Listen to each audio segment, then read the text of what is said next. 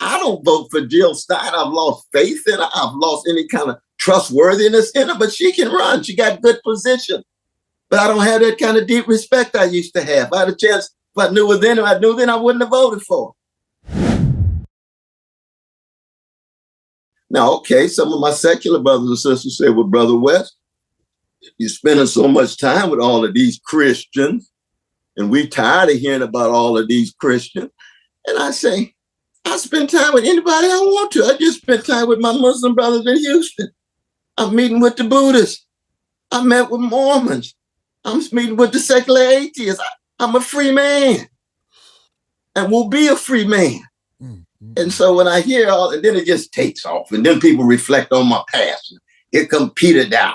He say X, Y, and Z. I said, no, Peter, come on, man, grow up. One of the reasons why we didn't get along is because you were telling these lies about folk who I deeply love, and I trusted you, and that trust was shattered and so forth. That doesn't mean he's a demon. It just means I don't trust him. Same with Jill Stein. She became untrustworthy. She had arrogant attitudes towards folk who I'm concerned about. So I couldn't work with them in that context. That's just a human thing. I ain't out to demonize nobody. I don't want to act as if they're the devil, but they're untrustworthy. And that's the reason why I don't follow through. And so when I hear all these little buzzes on what they're saying, I say, oh my God, it's almost like they're addicted to this stuff. Why don't you spend time trying to make sure that these brothers are out of jail? I mean, all these black revolutionary folk on the radio. It look like so many of them are on Jimmy Dore's plantation, but we won't get into all of that right now. I say, why don't you spend time making sure Mumi is free? That's what we've been trying to do for 35, 40 years. Where's your work? Where's your sacrifice? Where's your reflection? What kind of hits are you taking? What kind of burdens are you bearing? Or what are you doing? Are you just playing a game? Well, you see, that's just sad, man. It's a sad thing.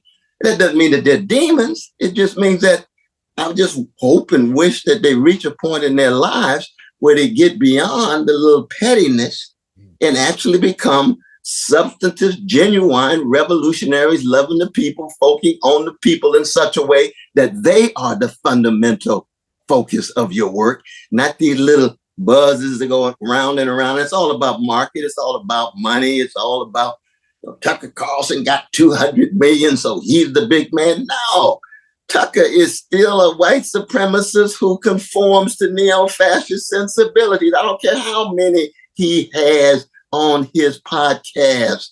But if it's just about size, and here Paul Street, who I have such great respect for, he made the point with tremendous power.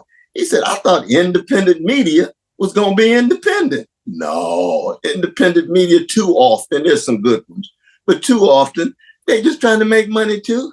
And they going with the big money. They going with the big markets. They going with those who have the most eyeballs. Where's the integrity? And then you're going to attack other people's integrity? Please, it's a sad situation. So I said, let me talk to my brother Tim just to be able to reflect on this thing. Because I do stand corrected if I'm wrong. I acknowledge that. But I can tell you one thing too, that's when folks start coming at your loved ones, I get very upset, very upset. The gangster in me is forever fighting the best in me, which is trying to stay in contact with the humanity of other people so I can love my crooked neighbor with my crooked heart. And whatever deeds they perform, that deed does not fully exhaust their humanity. They can be different. They can change. They can go another way. And that's just my way of being in the world. I'm not giving that up at all. In fact, some people saying, oh, Brother West, you ought to delete your tweet because you're losing votes. You ought to hey, I'm not that kind of brother. Not at all. If you don't like my moral witness, don't vote for me. You can vote for Jill Stein. I don't vote for Jill Stein. I've lost faith in her. I've lost any kind of trustworthiness in her, but she can run. She got good position. But I don't have that kind of deep respect I used to have. I had a chance, if I knew her then, I wouldn't have voted for her. You see what I mean? But that's just part of the process. That don't mean she's a demon or nothing. I just got a close look and I draw my conclusion. So if you can vote for Sister Jill, I am who I am. I take my stances. And if you want to vote for me, this is what you're getting. I'm not changing who I am just in order to, or lessening my voice when it comes to moral witness, just in order to get votes. That's not who I am. Well, you don't need to be in politics. Really? Watch our campaign. Keep track of what we're going to do. Watch when Biden's militarism and his enabling of vicious genocide begins to pull the cover over him more and more. Watch when Trump goes to jail. Watch when all these new possibilities that nobody's talking about begin to bloom and loom large. And watch, I'm doing the same thing, same consistency, same constancy, same humanistic stance, same Christian witness, and looking at the world through the lens of the least of these and the wretched of the earth, no matter what the system of oppression is. Fascism comes in a lot of different forms. Authoritarian comes in a lot of different forms, and I'm against all of those different forms, but my focus is, in fact, against the U.S. empire. There's no doubt about that. I'm in the belly of this beast, but that doesn't mean that I don't have a concern for Russians, don't have a concern for Iranians, and don't have a concern for the Indonesians, don't have a concern for Uganda and so forth. No, not at all. And there I clash with so many of my leftist brothers and sisters and siblings. We have overlap, but we got different views.